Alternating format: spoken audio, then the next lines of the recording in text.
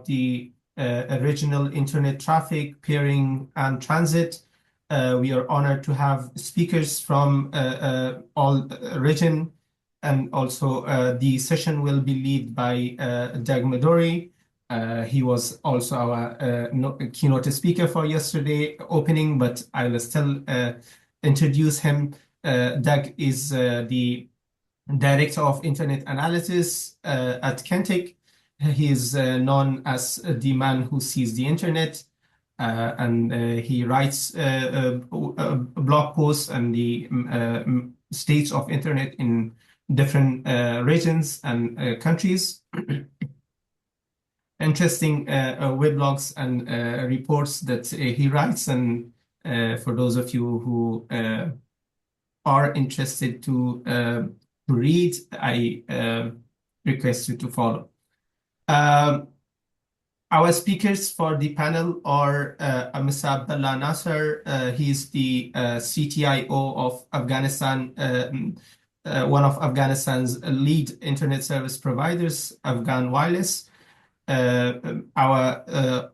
also have Mr. Milad Afshar. Milad is Enterprise Network Planning and Optimization Manager at MTN Irancell. We are expecting Mr. Vahan as well. Mr. Vahan is the Senior Community and Public Policy Advisor at RIPE NCC. For those of you who don't know what RIPE is, RIPE NCC is one of the internet registries, same as APNIC that we have in our region, and we are part of it. RIPE covers the most of the European region, and also some of the countries which are neighbors to Afghanistan. We also have Zobair Khan from APNIC. He's the network analyst and technical trainer, and also Mr. Nowmay Opalinski from Paris University. He's a researcher and PhD candidate. Welcome, everyone, and thank you for joining us. From here, I want to hand over the panel discussion to Doug. Thank you, and all the best. All right, thank you, Mohib. So I might just say a quick opening remark, and I'll start asking the questions to our panelists. So Afghanistan is a market that's had a number of unique challenges, but also has experienced a lot of unique growth in the last couple of decades in development in the internet. You know, following the Arab Spring, my colleague, when I was at Renesas, wrote a blog post called "Could It Happen in Your Country?" And it was the idea was to do a back-of-the-envelope BGP analysis to identify countries with one or few international links or a choke point, where the idea was this would potentially enable a government to shut down internet service. As you can imagine, the main countries that would show up there would be Cuba, North Korea, Uzbekistan, Syria, countries with just one way in and out. Even Iran, would show up with it's just two international gateways as at risk. On the other end of the spectrum were countries like the United States or European countries, but also in that list was Afghanistan as resilient from getting shut down from the internet. And the reason being was just the history of being a very patchwork of internet connectivity. You had multiple providers with different connections out through different countries, and no central, infrastructure that it all shared. Also, a lot of satellite connectivity.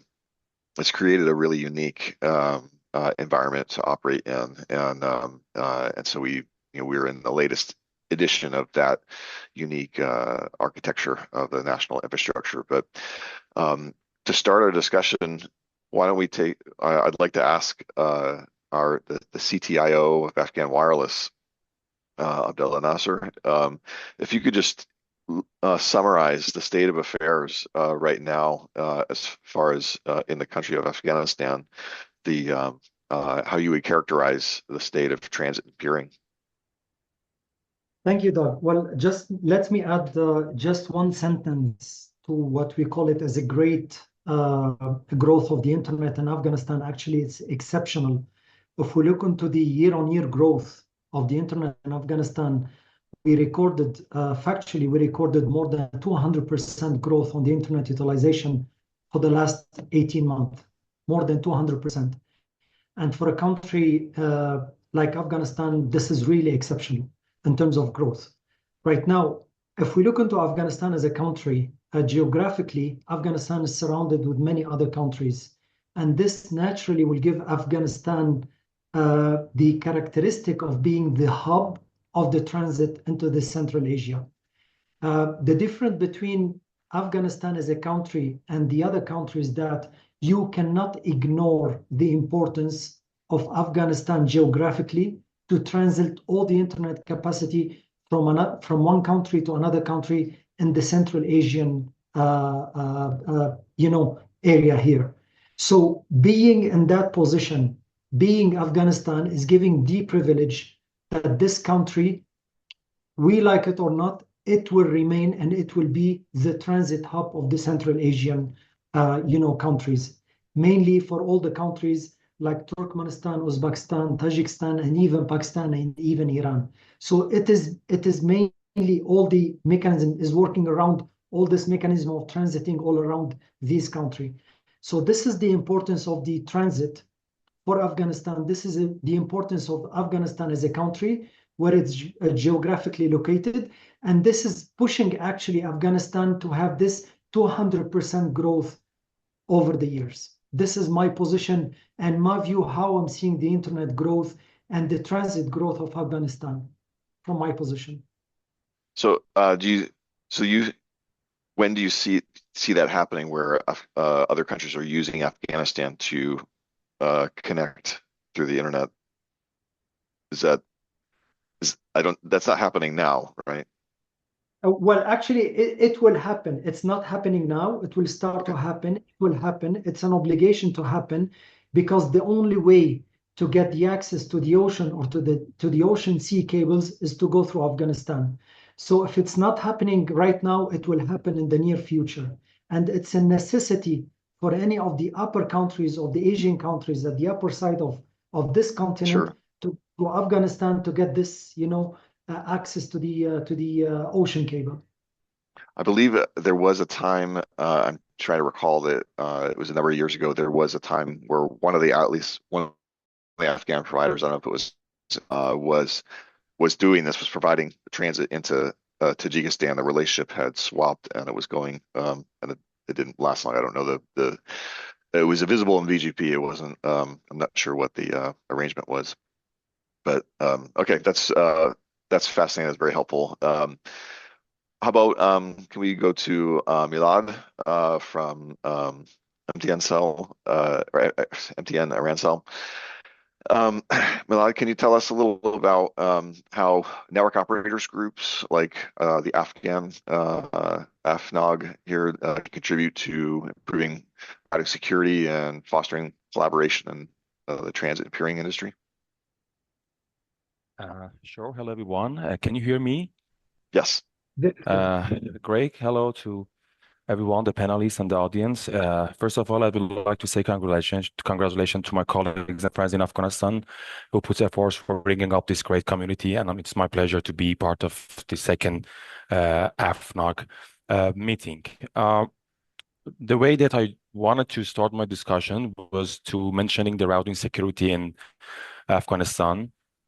Since I was checking the information and the statistics through the Cloudflare radar, I faced that within past 6 months there were significant number of routing incidents, both hijacks or misorigination and route leaks, that they might cause some routing instability and some kind of disruption in the internet traffic.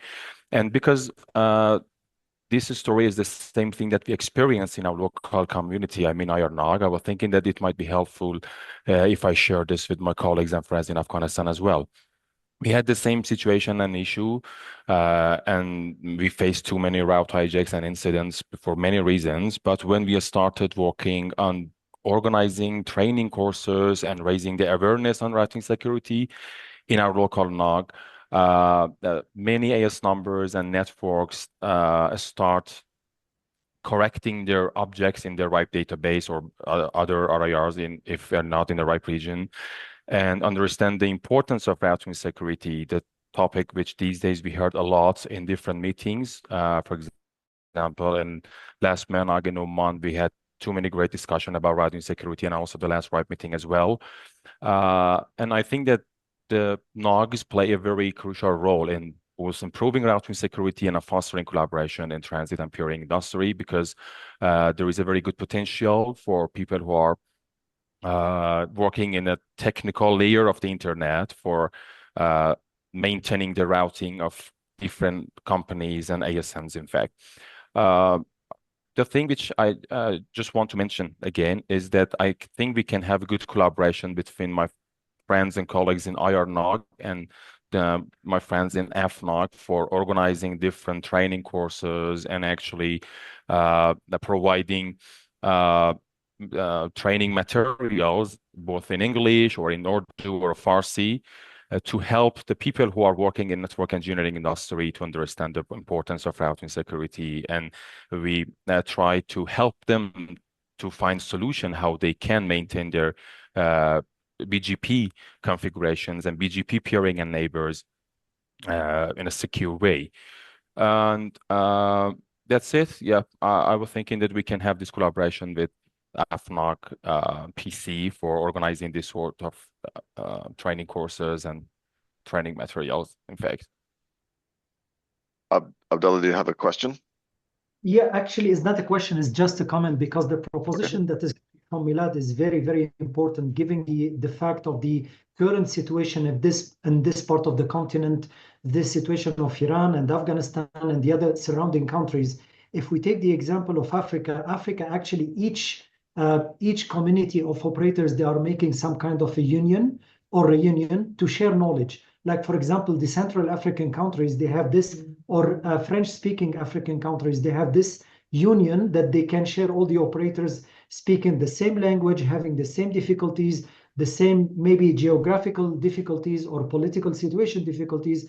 They share experience between each other, and each operator give the advantage to the other to experience what they are experiencing. Maybe in this part of the continent, because we are geographically sharing the same difficulties, maybe we can have this some sort of a union or a reunion that each operator will share its own difficulties, you know. So yeah, exactly. I fully agree with you, and I guess Vahan will give us great information about this. That's why within past 3 years we collaborated a lot with CAP, the Central Asia Interconnection and Peering Forum, and I guess this opportunity would be also helpful for my friends and colleagues in Afghanistan as well. We would be more than happy to see people from Afghanistan who are attending in person or remotely in CAP meeting, and we can gather this information all together. Yeah. With that, why don't we go to Vahan? So he is a senior community and public policy advisor at RIPE NCC. He covers the Central Asia region, including Afghanistan, and he's been involved in organizing 3 editions of the CAPIF events in Almaty, Tashkent, and Bishkek.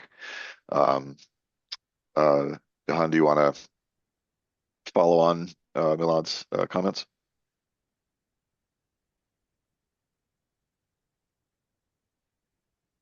I'm not able to hear you. Do you hear me now? Yes, you sound good now. Yeah, go ahead. Great. So thanks, Duke, and I'm happy to see everybody here. Actually, I'm not covering Afghanistan because it's a bit out of RIPE NCC region, but we work there with the kind support from our friends from APNIC, and we're happy to engage Afghanistan operators and discuss the issues of how Afghanistan can contribute to the international connectivity in the region. Because, well, when we talk about the service regions that RIPE NCC has or APNIC has, it is not the countries alone. We cannot just take Afghanistan apart or Kazakhstan apart of all the region there. They are all connected. And this is a very important point when we want to improve the international connectivity. We should consider all the countries of the regions, of all the regions. Should it be the Central Asia? Should it be the Caucasus? Should it be the Ethnic region or the Middle East?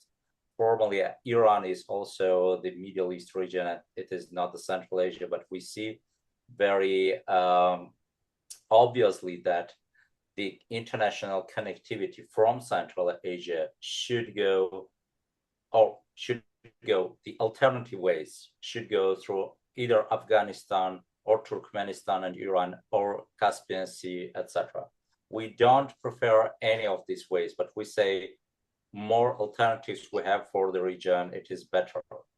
And as I remember, Afghanistan was considered as one of the, let's say, essential ways to improve this international connectivity from Central Asia. And there was a project called Digital Gaza, and they have put a lot of efforts in to ensure more infrastructure development in Afghanistan and the countries of Central Asia to have this route from Afghanistan or through Afghanistan to Pakistan or to and to the other countries, including Iran.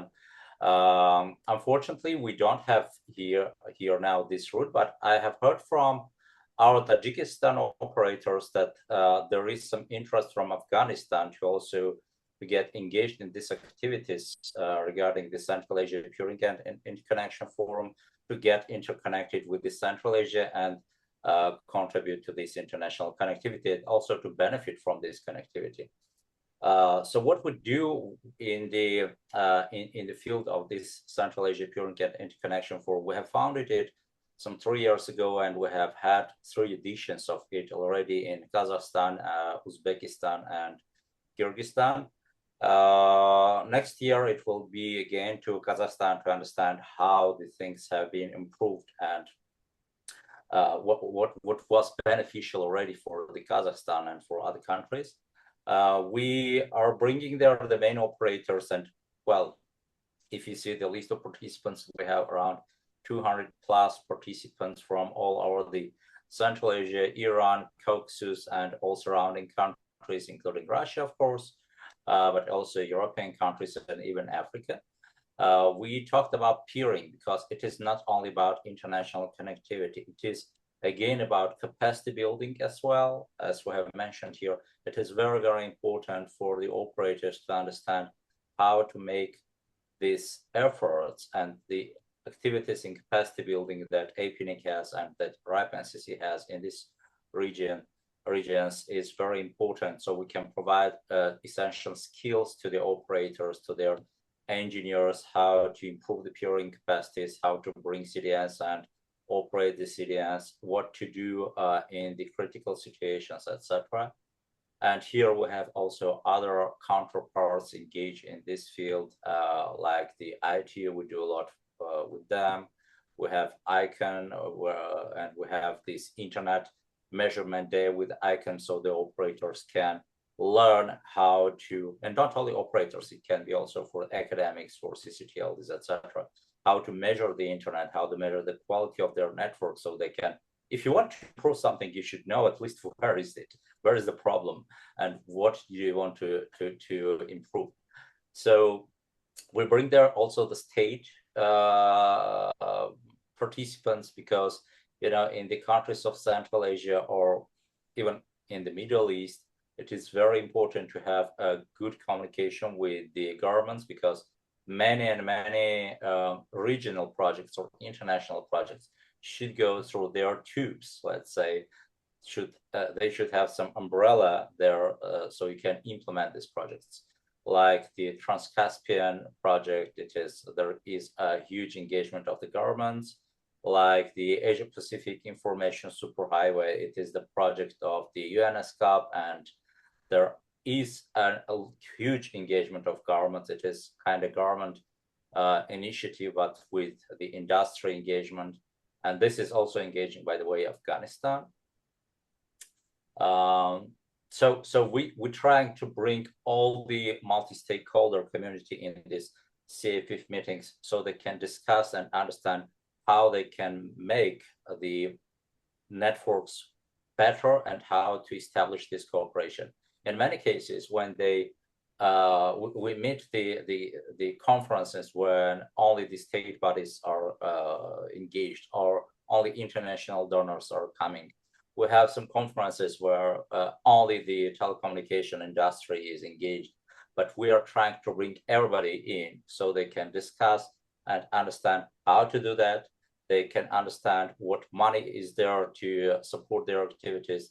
And we're trying to bring also the state bodies that can also serve as an umbrella or say they okay for this. And I do hope that, yes, as Mohit mentioned, it is not now the reality that we can use the Afghanistan as a route, but it can be in a really nearest future if we have this discussion, if we have these connections.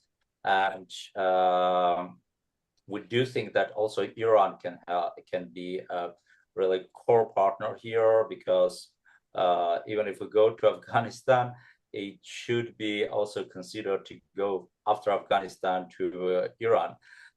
Afghanistan and Turkmenistan here are core countries, because to go to this Middle East or to Caucasus or anywhere there, we should have at least of this one of these two countries, Afghanistan or Iran. Or Turkmenistan, sorry, and then to go to Iran, to go to Pakistan, or to go anywhere. But if we don't have any of these countries, we cannot go anywhere from Central Asia, because the route from Trans-Caspian Sea, again, it goes to another cable that is the only one from Georgia to Europe.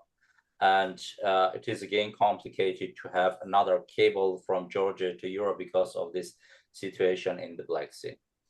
But I do hope that if not now, in the nearest future, we can discuss the real steps to improve the situation, and we should start it now. Thank you. A couple people have brought up peering, and I thought before we go on to the next speaker's comments, could I ask a question back to Abdallah, our expert on the panel here, of the status of connectivity in Afghanistan? What is the state of like domestic connectivity? Do the major players all connect at the one national internet exchange? Is that happening now, or is there traffic getting exchanged outside the country? Well, it is not that mature. We do have a lot of difficulties. Our colleague just mentioned the CDN, for example, or the caching, the exchange servers or the services.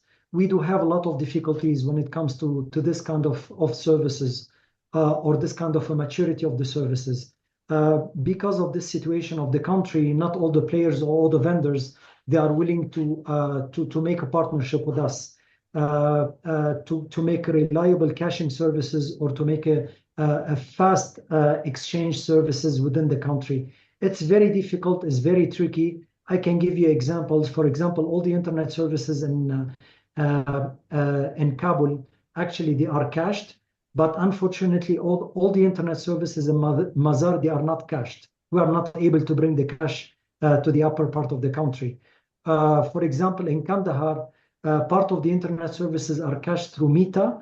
The other one, which is Google, they are not cached because we are not able to bring the Google cache to the country. Those are just a very, it's a sample of what kind of difficulties the operators or ISPs are facing when it comes to really providing very reliable, sustainable services of internet in this part of the world. Yeah, that's on content delivery, and so that sounds like there's some serious challenges there with content delivery. I mean, we at the company I'm at now, we do net flow analysis. We're looking at trying to help. Your content delivery, it accounts for over 90% of just the traffic, and a lot of that ends up getting delivered through embedded caches, and then failing over that, like direct peering with the content providers. And if you were to take all of that away, I think a lot of providers would. It'd be very challenging. But on the topic of like domestic connection though, which is different than content. So yeah. Do all the mobile providers, can they all connect domestically without leaving the country? Not really. We are not that mature. We are not that mature. This will require really some kind of a partnership between the operators, including the ISPs, because there is a lot of other players providing internet services in the country. This will require even a government effort to arrive to that maturity Sure. of a solution. All right. Well, hopefully that could be a product of the work that's getting started here, because that would benefit the market very well. So why don't we go move on to Zobair Khan, who is a network analyst and trainer. So Zobair, so you've been listening to this conversation. Can I get your comments based on your experience in transit and peering? What are your thoughts on the state of affairs in Afghanistan? Yeah, thanks, Tom, for throwing that question to me. So I have been listening to the discussion, and the one thing, and also there is a question in the Zoom chat regarding the internet access in the rural areas.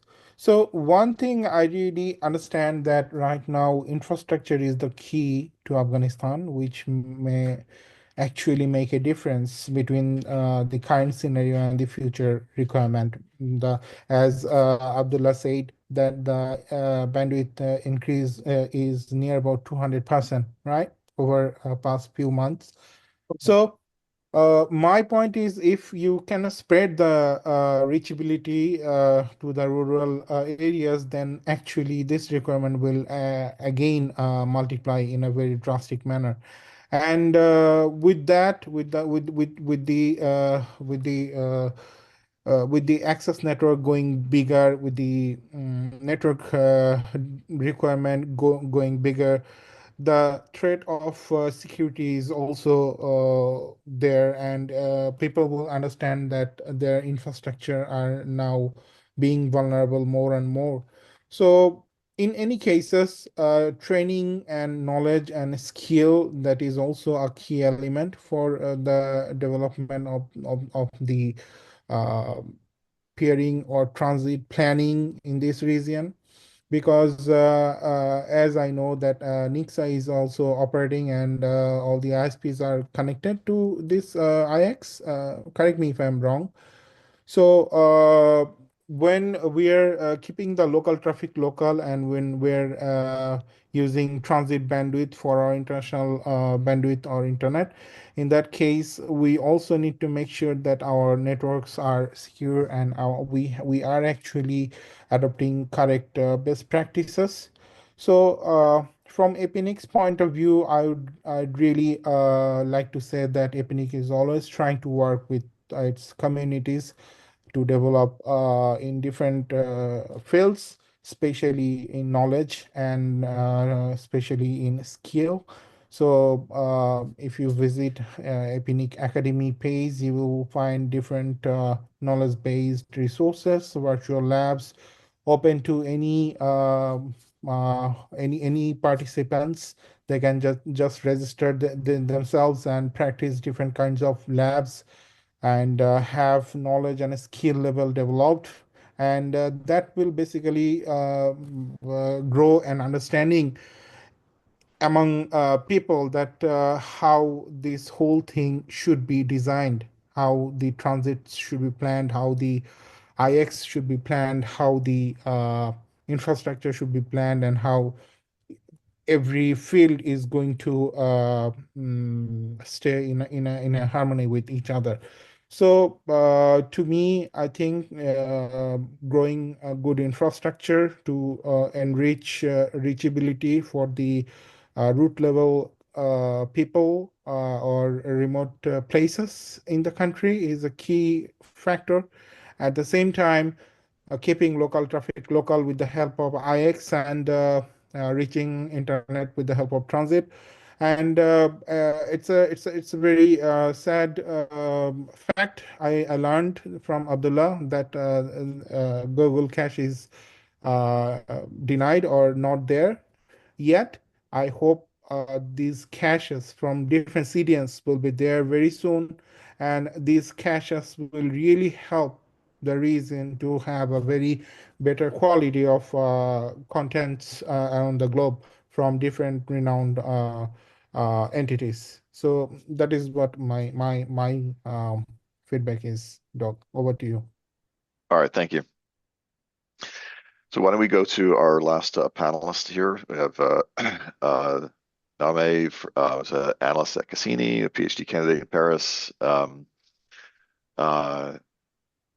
Nowmay, what are your thoughts on the idea of Afghanistan as a transit hub for the region? Thank you for the question, Doug. I think that for the moment, it's maybe it won't happen now, but I mean, some different regional stakeholders are interested.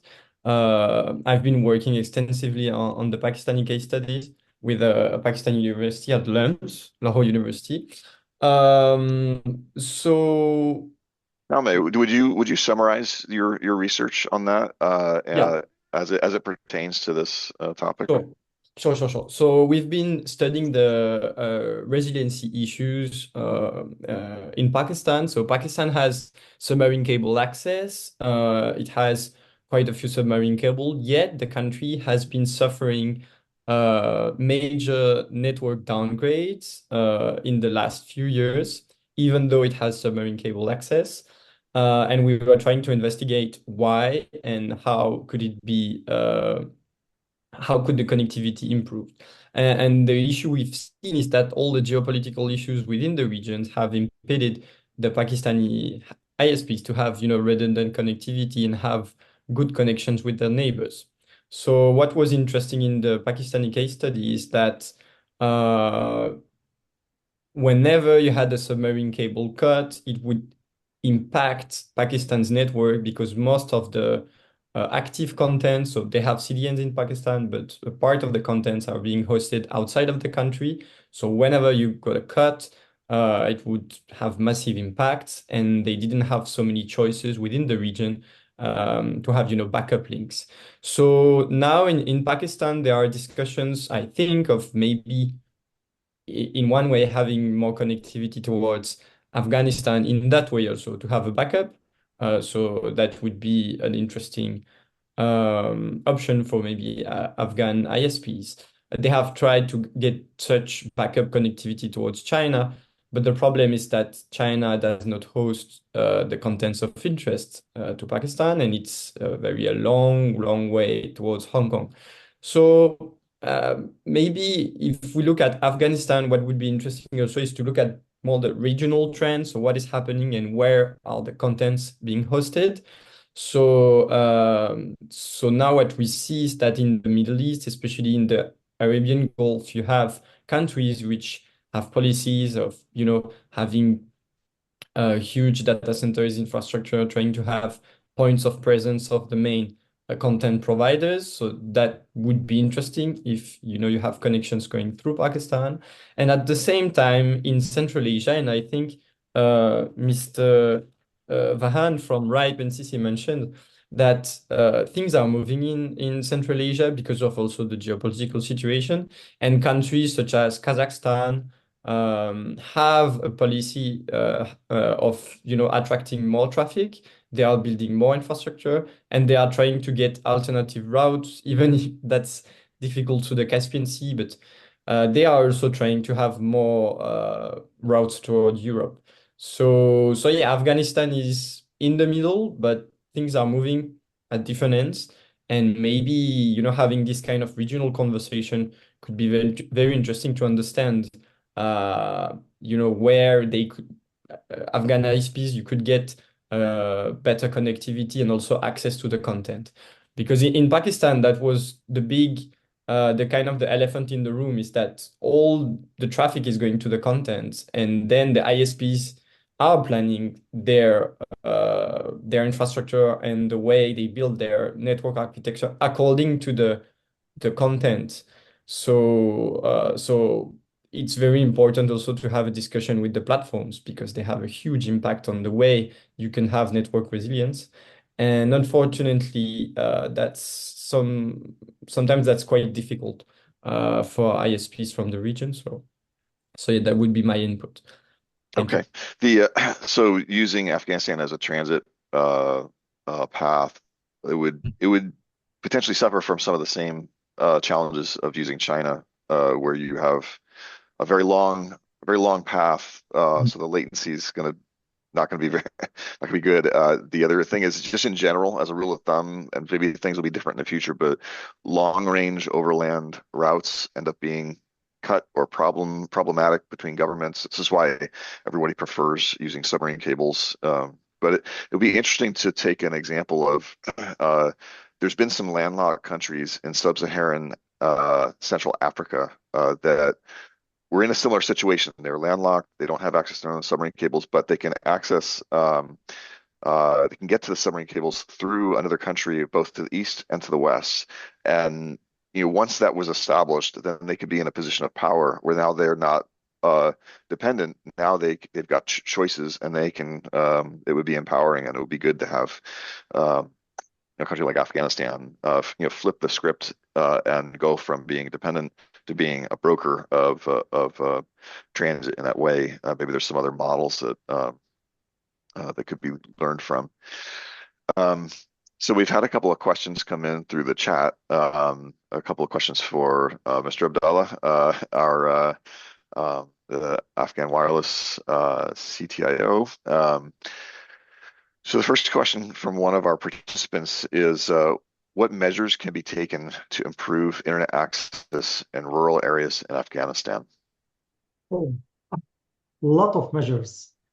Okay. Yeah.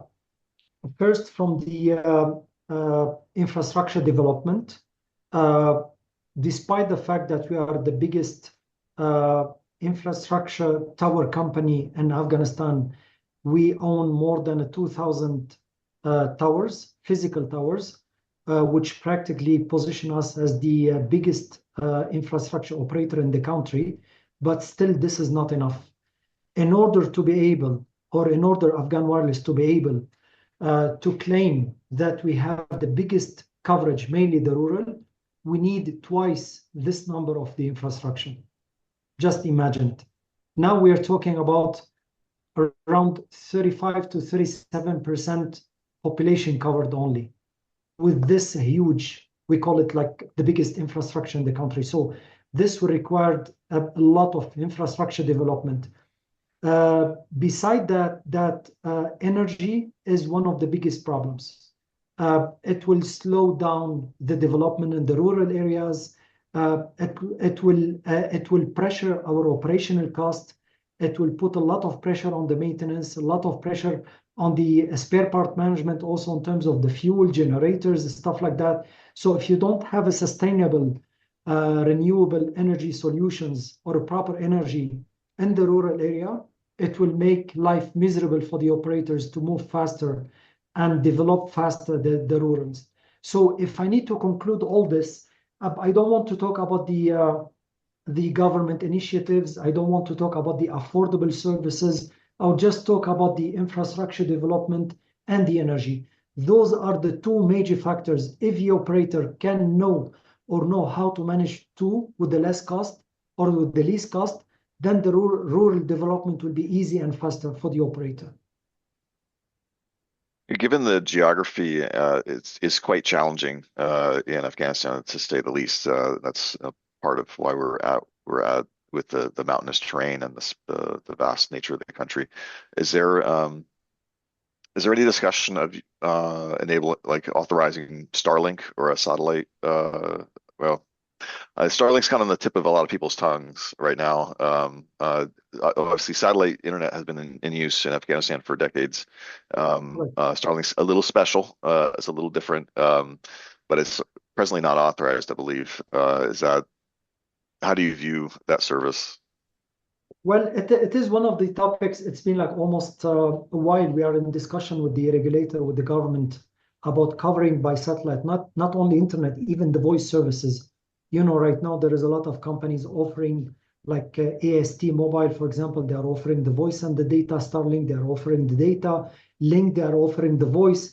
But we call it's a taboo because it's Afghanistan. So there is still some kind of I don't want to call it misunderstanding, but it's still vague when it comes to the security aspect of this internet over satellite or services over satellite to the government.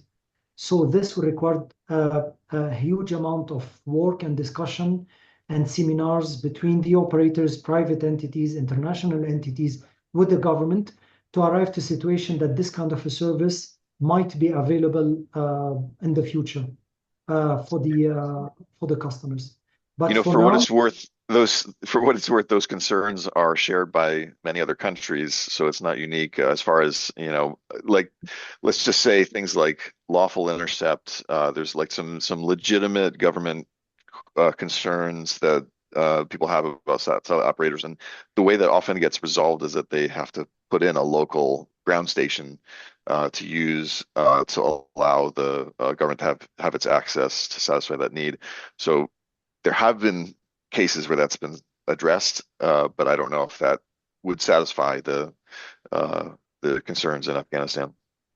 but still, it's a taboo for us. We Okay, can't say yeah, okay. so. All right, But sorry to bring it up. we will keep trying. We will keep trying. Yeah. Even for enterprise, even for the enterprise, Doug, when we talk about internet via satellite, it's not only about the Starlink or the providing the rural. Also for the NGOs, for the other enterprise, it's very important to have this kind of a service, because until we get this infrastructure developed and to get it mature, it will be like a very later stage, and without this, the economy will not grow, in fact. So Yeah, it just seems hard to get around the mountains. Like if it's such a mountainous country, it's the running fiber to every town is that's an expensive endeavor. Towers is usually how people in developing regions use to put in a lot of mobile towers. That too is going to only have so much reach with the terrain. So okay, so we have a question or comment from one of our panelists. Vahan, do you want to say something?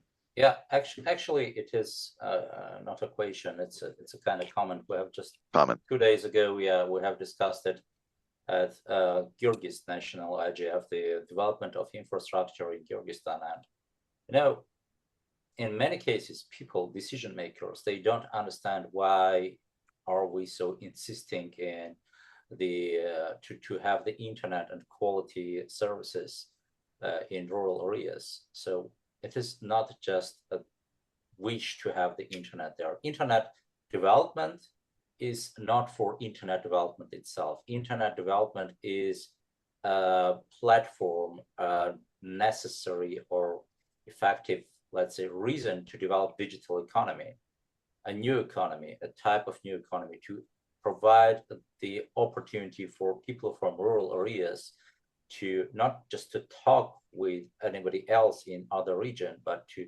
have new services, have new products, have the access to the education, to telemedicine, etc., etc., etc. And for army, it is another opportunity to have a better army, to have a better defense, etc.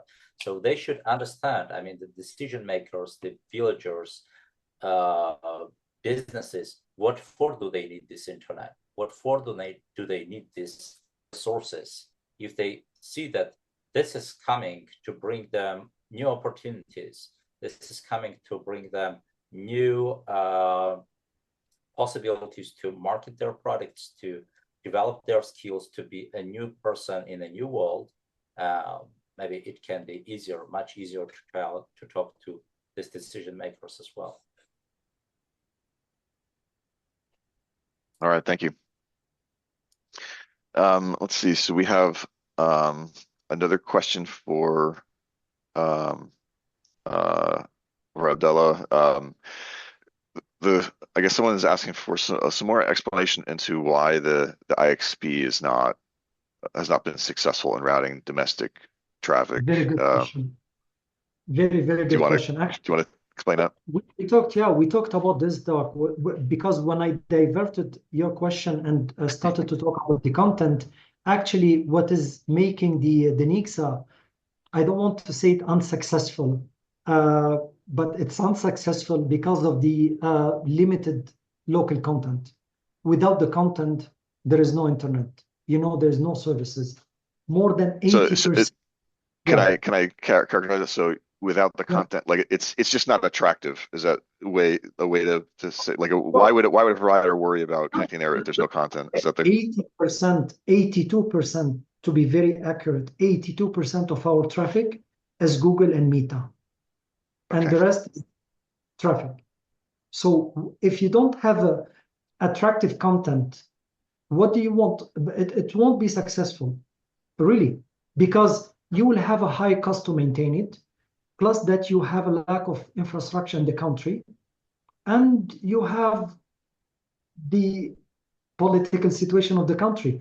So if you don't have this content, could be like the gaming content, could be IPTV content, could be any other content, you won't be successful. You won't. Otherwise, you will be having like an exchange with a very high cost, with no infrastructure, with a lot of maintenance, and you have a lot of players that they cannot afford to pay their portion. I'm referring to the other ISPs, not to the MNOs, that they cannot afford to join this one. So it's all about the content. If you don't have this really heavy, attractive content, it won't make it successful. Okay. It's an interesting figure. 82% of traffic is Google and Meta, and you don't have without the content. So that's a very large portion. So what's happening is I presume there's some sort of engagement with Google and Meta on behalf of Afghanistan to attract. Like, is that moving at all, or is there a discussion happening to get the content? No, it's all about streaming. It's all about e-commerce, by the way. We all know it. The e-commerce, it's all about communication. Without entering into the other details of e-education, learning, online learning and stuff like that. So all this all combined together, Meta and Google, they are offering it. I don't want to look into like for small applications like Alibaba or Timo or whatever, which make it very complex to buy online and import it to the country. So the local community, Afghani community, they are creating their own community through the Meta or the Google by creating the streaming, by creating the e-commerce within the country. So this is giving the advantage of the Meta and the Google to be the biggest content, in the country. Is there a dialogue going on with Google and Meta? Is there someone from no? They won't even answer you. They won't. Okay, they won't talk to you. Wow. If you have your cash down, you're down. Wow. Yeah. Okay. Let's see. We've got another question. I probably got to go to Abdallah as well here. Before I ask that, other panelists, if you have a comment or a question, just raise your hand or to chime in. Vahan's done that. I know we haven't talked to a couple people in a little while, but please interject if you've got something. So another question about the state of affairs in Afghanistan for Abdallah. I'll phrase this. It says, you said that Afghanistan is a very important geographical location. Then why is the price of internet very high in Afghanistan? Well, I guess that would. I'll let you answer that. I've got Yeah. my guesses, but yeah, it's very important to wholesale. But when it comes to retail, actually, you have your operational cost. You don't have a wide coverage, which make your coverage concentrated into the main city, which will not give you the high volume to reduce your cost. So those are the main two factors that make the internet a little bit higher. But if you compare it with the other countries, Afghanistan is still way affordable. Plus you said that you don't have good coverage in high population areas. No, it's concentrated in the main cities. It's concentrated in the cities. Yes. Okay. Exactly. If we have the wider coverage, higher number of connectivities or data connectivities, then you can lower your price. But because by the end of the day, your revenue is coming from the usage, and you need to cover your operational cost from the usage. So if you don't have this high volume of usage, you cannot cover all your operational cost, from the internet cost to the operational cost, to the fuel cost, to the vendor cost. Right now, each and every vendor, they are telling you, I will give you this price because it's Afghanistan, I'm obliged to keep it higher. While the same service in other country is much less by maybe 20 to 30%. So those are the factual elements that will oblige the operators to increase a little bit the price to keep surviving. It's not geographically, it's because of the wholesale. It will make it the ideal location to wholesale the internet. But the retail, there is a lot of factors that you need to calculate. And you need to have the perfect formula and equation to provide the lower cost. Otherwise, your cost will never be dropped. How about in the wholesale market in Afghanistan? Is the cost of transit, above average, or is it? I don't have any sense for what transit costs would be in Afghanistan. Still compared, the wholesale in the country is still nothing compared with the international. When we look into, for example, 3-digit numbers of terabytes crossing the country from one country to another country, crossing Afghanistan, this number could be 1-digit terabyte for any wholesale in the country. So it would still be considered as a wholesale, but then in that aspect, I still need to calculate my local operational cost. By wholesale and transiting Afghanistan, I do not calculate my local operational cost. It's only transit. And the local operational cost is very limited. So there is a difference if you wholesale in the country, which you will oblige to calculate your local operational cost, or you are wholesaling through the country, which you don't have this huge operational cost. At the beginning of the discussion, you made a comment that the growth of the internet in Afghanistan, maybe you were just speaking to your own company or the whole sector, had grown 200% in the past 18 months. Did I hear that correctly? 100%. 200, yeah. Is that measured in subscribers or? No, usage. Users, okay. We are not growing 1 million subscriber year after year. We are growing. We are trying to divert our customers to be on a digital platforms. But let's benchmark Afghanistan. Afghan Wireless by 2025, we will be operating on 100 gig IP transit, international IP transit connectivities. For a country like Afghanistan, 100 gig is not just a small detail, is not just a number. If you benchmark Afghanistan from the number of connected data users, number of operators, from regulations, from difficulties, geographical difficulties, political difficulties, a lot of many other factors, 100 gig for one operator, IP transit international connectivities is not a small detail. Okay. I can give you another example. Before being in Afghanistan, I was working in Cameroon. We're talking about 12.5 million data connected user for one operator. We didn't reach even 46 gig for 12.5 million. And that was because of the local content. You're able to. But it's the data usage, Doc. Really, is the data usage. Because giving the what is going on in the region, giving what's going on in the country, the data still being one of the routes or path that will lead you to see what's going on outside the country. It's data, So sure. Maybe we cannot give more details, but it's obvious.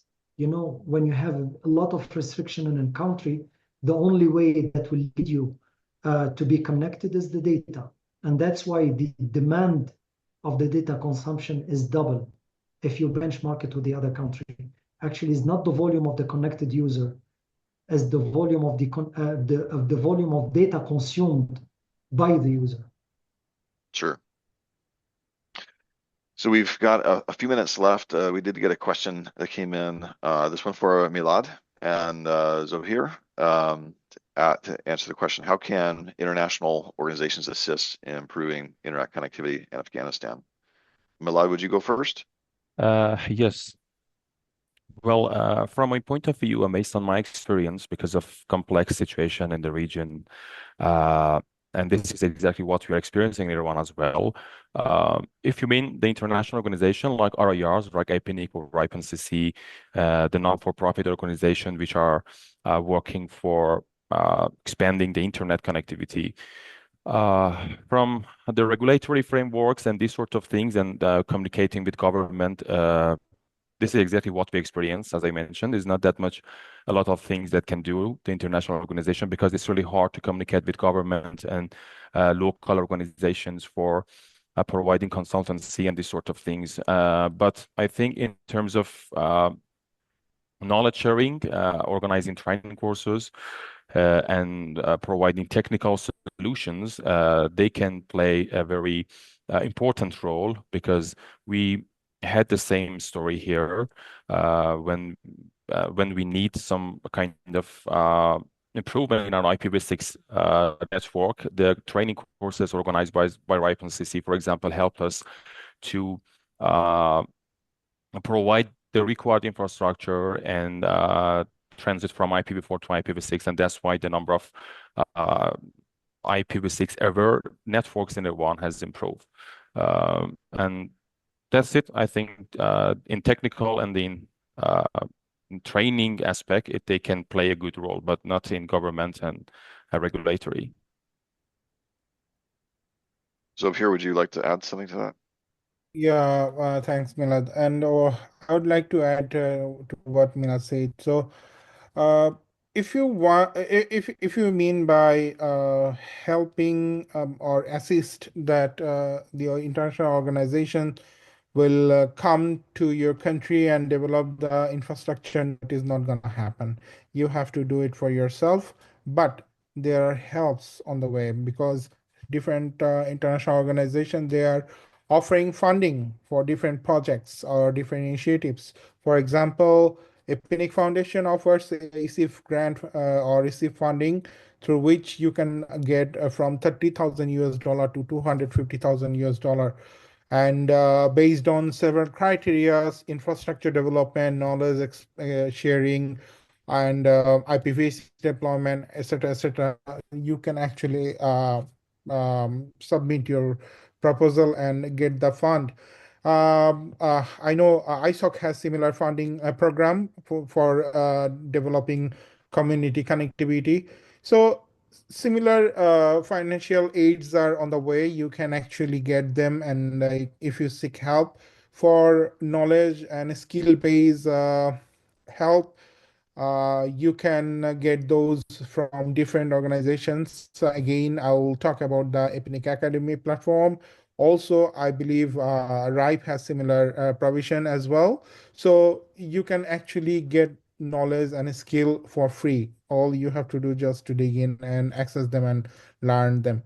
And also the RIRs, they are always there to help you develop your skills, develop your understanding and knowledge, so that you can actually work on your way out towards the development of the internet connectivity in your country. And one thing to make local IX popular is to create content or have a created content hub. For example, if you can place a cache of Meta or Google in your IX, then it will be a hit one. People will try to get connected to the IX. So the management or the team who is handling the IX has to be very expressive, or has to be very renowned in the community or known face in the community, so that as Abdullah said, they don't even listen, so that this kind of scenario doesn't occur. Yeah, Abdullah, you have your hand raised. Yeah. Yeah, actually, Zobair, you said it all. You said it all. If we can place this Facebook or the Meta and the Google within this IXP, it will make a big change. The problem of the country here is the content. Because of the limitation of the banking system, you cannot subscribe to Netflix. You cannot do gaming. You cannot do a lot of things. So the only content that is available for the country, and we are going back to this 80% utilization, is the Facebook and the Google. So if this can be inside this IXP, this is exactly the hit. That's why we go back to Abdallah, can I ask a question? Was it there prior to 2021? I can't say. You can't say. Okay. All right. I can't say. So no problem. Nowmay, do you have your hand up? You want to have a comment? Yes, maybe on the IXP question, just drawing on the comparison with Pakistan is very interesting because Pakistan has the same kind of issue as Afghanistan, and the issue of hosting content at the IXP level was a very big problem, and now they are trying to find new solutions. So as per my understanding, one thing the content providers ask is to host their content at a neutral IXP.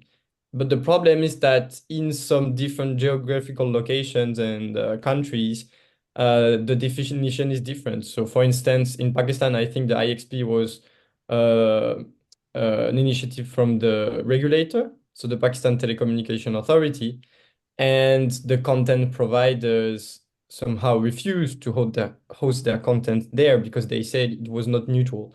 And the thing is now some ISPs are coming with, saying, okay, so we should build an IXP within our premises. So that's what the Pakistan Telecommunication Company Limited is doing. So so it's not an easy path, and there are a lot of negotiation, and I think that now they are going for commercial IXP. So yeah, there are different options, but that's something which should be taken into consideration. And yeah, it's a struggle. I think we're already over a couple of minutes, Mohib. So I think we'll have to wrap that up. This was really interesting. There was a lot of information exchanged here. I want to really thank all of our panelists for a great discussion, and we'll be thinking about Afghanistan in the months to come. thank you. Thank you very much. Thank you, Doug. It was a nice discussion indeed. The challenges were well discussed by Abdallah, Nassar, and of course, other than political, financial, technical challenges, there are also other challenges that we daily receive from our messages from our network operators in Afghanistan as Network Operators Group, and we try to cooperate with them and find the solutions in a better way to help them with their situation. Of course, it was a nice discussion, and I hope this discussion can also help our other network operators to come to participate in such panels and raise their issues, try to engage with other communities and regional initiatives, which was discussed by our panelists. These are all what can be helpful to our network of